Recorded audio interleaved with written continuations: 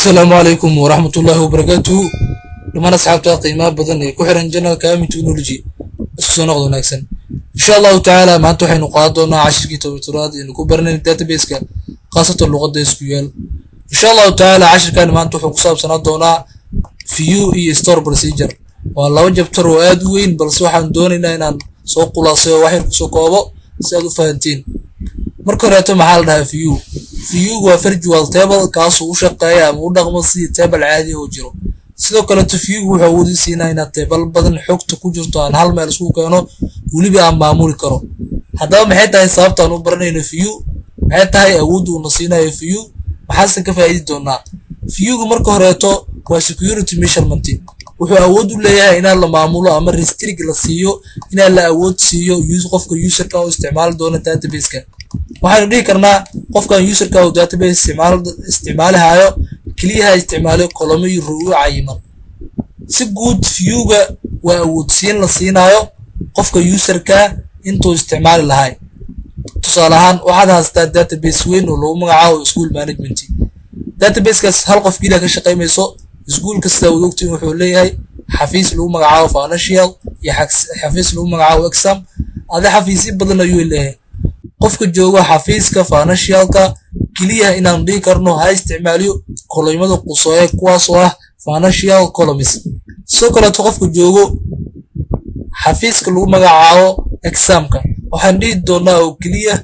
waxaana awood u sii doonaa inuu isticmaali karo kolomyada ama teeballada oo examka la xiriiro marka view si guud muhiimadaas inoo leedahay sidoo kale store procedure waxa la dhahaa collection of compiled SQL soo kale si toos direct waxay u access garay kartaa ama ay xog ka soo akhri kartaa ama awood u leedahay inay wax ka soo access garayso SQL serverka store procedure-ka waxaan ku isticmaali doonaa all DML-ka sida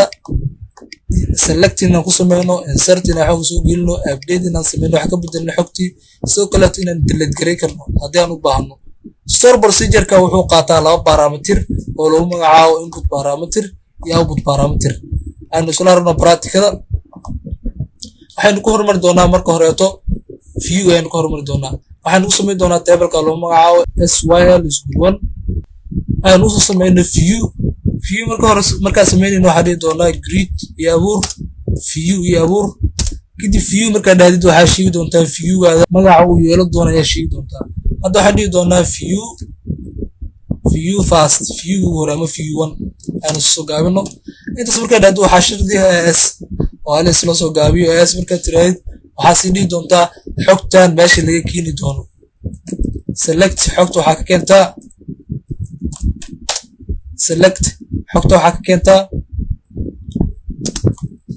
select all from dhammaan xogta ku jirto soo qaad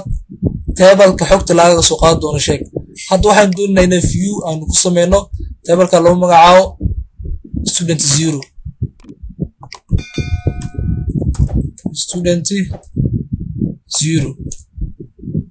kadib kiisud garay company complete successful haddaynu soo fiirin inuu noo sameeyo wax lagu magacaabo view database-kaada refresh dheh kadib database-ka sii gal qaybta view si dooro soo jeedin ba hadda waxaa noo samaysan view 1 xogtaan view 1 sidee baa soo akhri karnaa waxaan dhihi doonaa sidii hore u soo akhri jirnay waxba ka bedelno all from select all from kadib view-ga magaciisa bas meeshaan bas ay kala duwan soo jeedin ba view 1 heeraysa kadib choose garay soo jeedo hadda waxaan noo sameeyay table view ah hadda waxaan soo sameynay view wali waxaan u sameynay by query aan u sameynay waxaan isku day doonaa view inaan sameeyno by graph waxaad dul tagi doontaa view-ga kadib right click ku dheh new view ku dooro kadib table-ka aad view ku sameeyay dooro haddii aad table badan u baahan tahay mar kale click ayaa ku sii doontaa haddii u baahanin hal table kaliya aan rabaa inaan sameeyno view kadib column-yada aad view ka sameeyay dooro student ID waan u baahanahay student name iyo soo kale student age marka dhaadid table-kan view aad ku sameysay asiga save garay waxaad u doontaa calaamadaas meesha buluug ah table-ka magaciisa kadib save dheh magaca u baxas kadib hadda maad view 2 ayaan u bixi doonaa view 1 hore inuu sameysnaay waxaynu aragna marka inaan soo sameynay view 2 inuu noo sameysmay kadib waxaad dul tagi doontaa view soo jeedin baad waxaa noo sameysmay view lagu magacaabo view 2 xogtaan sidii had ka soo akhrinaysa ayaa soo akhrin doontaa select all from kadib view magaciisa view 2 soo isfiid garay soo jeedin baad waxaan sameynay view 2 waxaanu gudbi doonaa ciwaankan xiga oo ah store procedure ka waa uu ka duwan yahay waxa aynu hore u soo sameeynay waxaan dhihi doonaa create iyo abuur procedure kadib procedure-kaada magacaad u bixi doonto sheeg store procedure fast ayaan bixi doonaa maadaama uu yahay store procedure ugu horeeyay oo aynu abuurnay intaas markaad dhahdid waxaad raaddaa as markaad dhahdid store procedure wuxuu leeyahay begin meel uu ka bilowdo iyo end meel uu ku dhamaado endigan iyo beginkan dhexdiisa ayaan waxaan ku qori doonaa all statement and all condition aynu u baahannahay waxaan dhihi doonaa hadda select xogtan waxaynu ka keeni doonaa table kale select all from markaan dhahno xogtan waxaynu kasoo qaadan doonaa tablekan lagu magacaabo student 0 tableka dooro kadib kiisuud garay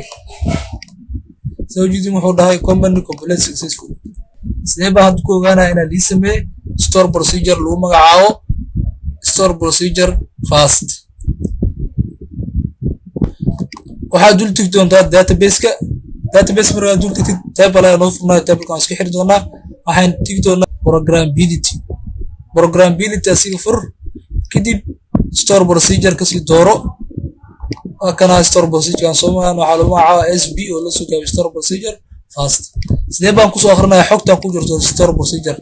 hore waxaan soo akhrin jirnay select and region all from waxaan soo akhrin jirnay balse hadda saas loo soo akhrin maayo waxaan dhihi doonaa execute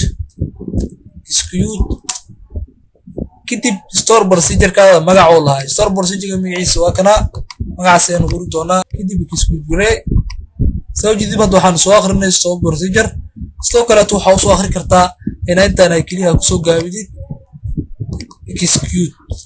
saasna soo akhri kartaa store procedure-ka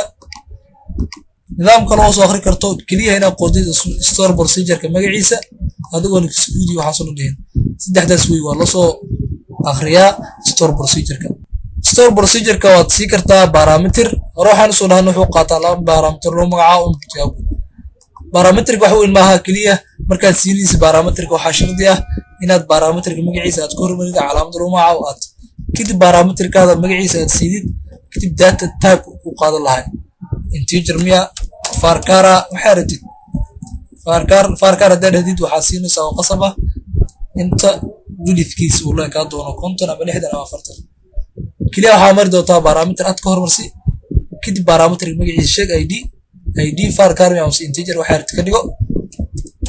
kadib xogta aad gashan lahayd markaas aday ku qosaysaa